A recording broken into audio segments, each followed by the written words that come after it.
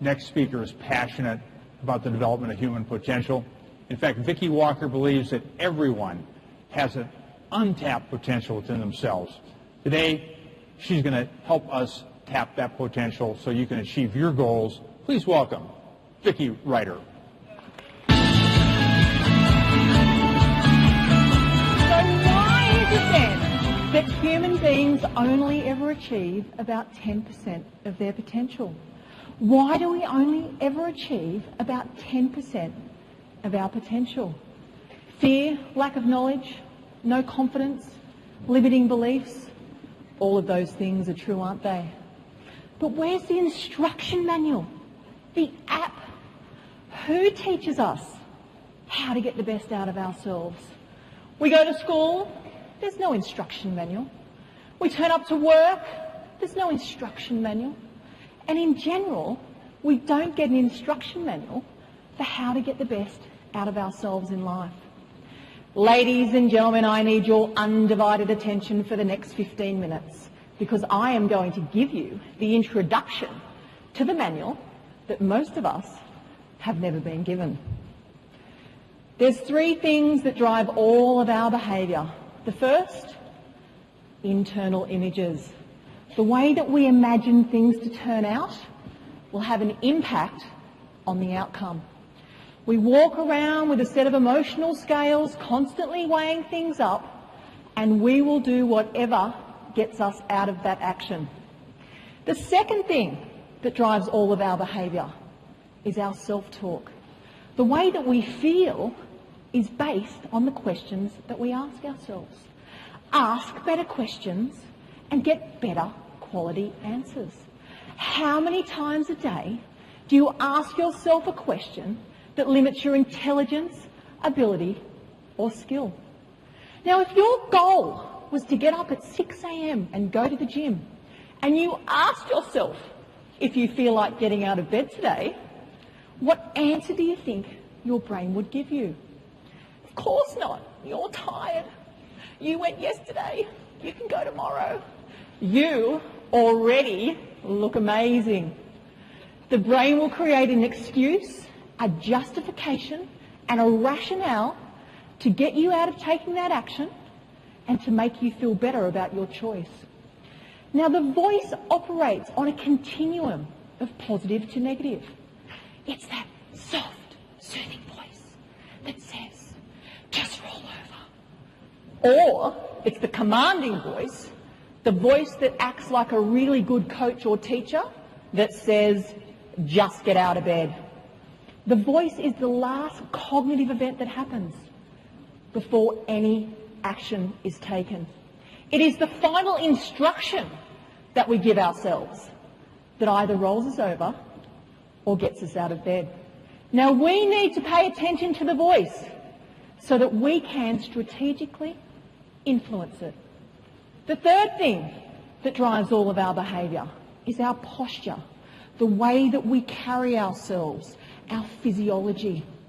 The brain is constantly looking to interpret our posture, and its primary function is to know what goes on in the body. When you're angry, how do you know? Our body does anger. Our foot comes forward, our finger points, chest muscles tighten, our voice raises. Our body does anger. How do you know when you're sad? Our body does sadness. Quickest way to changing our emotional state is to actually change our physiology. Now, we need to pay attention to the interconnectivity between all three of these things because all three of them impact each other and all three of them affect each other. Now, who's familiar with the study that was done with Pavlov's dogs, where they rung a bell and showed a chop, and rung a bell and showed a chop, and rung a bell and showed a chop, and the dogs started salivating.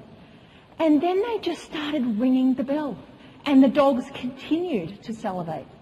You see, the brain does not differentiate between what is real and what is imagined. We can trigger all of the physical symptoms of fear and failure by simply imagining an event not turning out very well. But the reverse is also true. We can trigger all of the physical symptoms of success and confidence by recalling previous times from our past where we felt good and where we had success. Now, if I asked you to think about a time where you felt at your best, you were motivated, confident, or even just excited, and I asked you to go back to that time right now and see what you saw and hear what you heard and feel all of those feelings again, what happens? All of those same feelings come back again, don't they? But what would happen if I asked you to recall all of your previous disappointments and failures? We'd become an expert in being depressed, wouldn't we? So we can use this information to our best advantage or to our detriment. Before a major meeting, an important presentation, or even a sporting match, we should spend time recalling previous times from our past where we felt good and where we had success, so that we give ourselves every opportunity of producing a similar result. Because we have a little part of our brain called the reticular activating system, and it acts like a little antenna. When we program something into our reticular activating system, it goes off into the universe in order to bring it into our reality. Here's the problem. Most people focus on what they don't want and wonder why they end up manifesting it and bringing it into their lives. Our reticular activating system is just like a Google search engine or even a magnet. And it can be a blessing or it can be a curse, depending upon what you've programmed it for. You get what you focus on. So be very careful to focus on what it is that you want. Now, I've become fascinated with this emerging science of positive psychology, and specifically the work of Barbara Fredrickson and her work on positivity. Fredrickson determined that there's a positivity ratio, and that ratio is 3 to 1. That's 3 positive thoughts or feelings to every 1 negative thought or feeling. We either spiral up or we spiral down. Now, the brain is pessimistic by design and has a negativity bias. And so we need to be very conscious, deliberate, and very strategic in finding ways to make ourselves feel good so that we build and enhance our positivity ratio. Now, Fredrickson went on to team up with mathematician Marcel Lasada, and he determined that peak-performing teams have a ratio of 6 to 1. That's 6 positive, supporting and encouraging comments to every 1 negative, sarcastic or disapproval comment. He and his team would sit behind one-way mirrors in boardrooms and listen to the language that was being used by team members. And he determined that peak-performing teams have a ratio of 6 to 1. So if you're part of a team at work, how would your team rate when it comes to the work of Marcel Lasada? Now, Fredrickson went on to correlate profitability back to this positivity ratio. And she deemed that if your business has a positivity ratio of greater than 3 to 1, it's considered to be economically sound.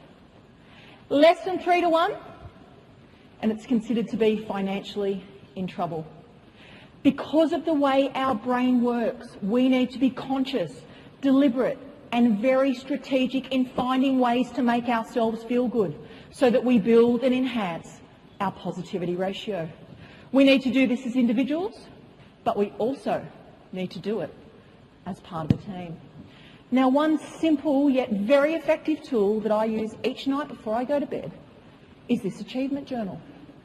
I am simply looking for 3 things in my day that went well, no matter how small, so that I can build and enhance my positivity ratio. In addition, I'm looking for 3 things I want to get done and achieve the following day, because I know that I get what I focus on. So why do 85% of people fail to achieve their goals? Well, one of the key findings from a PhD conducted by Dr. Stephanie Burns found that there's 4 phases to any goal pursuit. And we would be well served to understand the goal achievement process before even learning how to set goals. Let's explore the 4 phases. The first phase is the selection phase. This is where we actually choose our goal. Now, if I asked you to think about something in your life that you want to achieve, losing weight, saving money, going on a holiday, getting a promotion, closing a major deal at work, when you think about the achievement of that goal, how does it make you feel? The emotions are generally quite positive, aren't they? Because the study showed that we step out into the future and we see ourselves already being that person. And the emotions are generally quite positive. However, the study also showed that as we get closer to the start date, where we physically need to start taking action towards the achievement of that goal, the emotions very quickly change to be quite negative. The reason that 85% of people fail to achieve their goals? Most people don't even start. If we are fortunate enough to push through the negative emotions in the selection phase, we hit the beginning phase, and this too is a risk. This is where we do start to take action. We get to the gym, and we get on the treadmill, and we look around, and we start to compare ourselves to all of the amazing looking toned people that have probably been there a very long period of time. And we realise how much effort is going to be involved to look anything like them, and we run the risk of quitting. We realise how much effort is going to be involved to achieve any real level of competence, and we run the risk of quitting. In fact, the study showed that we run the risk of quitting within 3 to 6 weeks of starting. Then we hit the middle phase, and this too is a danger. This is the boring, repetitious phase where we've learnt to do what we've learnt to do over and over and over again. And then finally, we hit the completion phase. And this too is also a risk. Close enough is good enough. We do a 3-year university course and we don't take the final exam. We wanted to lose 12 kilos, but hey, we've lost 7. So let's go and celebrate with a nice little pepperoni pizza and a glass of Sauvignon Blanc. How many goals have you started that you haven't actually finished? So we'll have strengths and weaknesses in each one of these 4 areas dependent upon the goal. For weight loss, we might be a great starter, struggle through the middle and come home really strong. For saving money, we might struggle to start, be great through the middle, but finish poorly. We need a strategic approach to goal achievement and work out in advance where we think we're going to be strong and where we think we may struggle, and arm ourselves with a set of strategies to get us through those difficult phases. Ladies and gentlemen, 5 key strategies to achieve any goal. Don't think, don't ask, just do it. Do not ask yourself if you feel like getting out of bed today. Just give yourself a command to just do it. Just start the task. Get it done. Just do 10 minutes. It is honestly amazing what happens when you give yourself permission to stop. All of a sudden it becomes easier to keep going than it does to stop. 10 turns into 20, turns into 30 minutes. Write yourself a post-it note, just do 10 minutes, and watch what happens. The final strategy, always future-orientated, measure our progress backwards. We know that when we step out into the future and we see ourselves being the person that we've always wanted to be, the emotions are generally quite positive. And so this must be a strategy for goal achievement. However, to maintain our motivation, our self-esteem and our confidence, we need to look back at where we started and measure our progress backwards from the start. When we measure our progress backwards from the start, all of our progress is seen as success. We're actually moving forward. Ladies and gentlemen, I have a very short but relevant story to share because unfortunately my time with you has come to an end. I was asked to speak for Women's Network Australia, a global networking association. I hadn't been to a meeting before, but given that I was invited to speak, I thought I should get myself along to one of their luncheons and familiarise myself with the structure and the setup of the day. Like many people, when we're out of our comfort zone, it's scary. The voice kicks in. You don't know anyone. Who are you going to talk to? It doesn't matter how much training I've done or what I know about my brain. I suffer the same effects as everybody else. So I walk up to the registration desk and I notice two very distinct groups of ladies heavily involved in conversation. I give myself a command. Just go over there and introduce yourself. And that is exactly what I did. I walked straight over to one of the groups of ladies, went around the circle, shook everybody's hand, introduced myself, and by the time I got back to the first lady, she said, "Wow." She said, "Your energy is incredible." She said, "You walked in here and the whole room stopped. Your energy is incredible." And I said, "Oh, thank you very much." And I went and put down my handbag and I came back, and another lady, her name was Polly. Polly was an elderly lady. She happened to be the grandmother of the lady that was speaking at the event that night. She said, "Vicki, we have a question for you." And I said, "Oh, what's that, Polly?" And she said, "We want to know how you sparkle." Well, that comment took my breath away. But it was also a really profound question. And it made me think about what it is I do. Why would someone say that about me? And you know what I thought? I thought about everything that we have shared here today. Everything that we have shared here today is everything that I live with in my own life. I am 100% congruent with all of my teachings. And so the moral to the story is that you can sparkle too. And I look forward to watching you all sparkle over the coming couple of days. Tell your life where to go, so you don't wonder where it went. Thank you.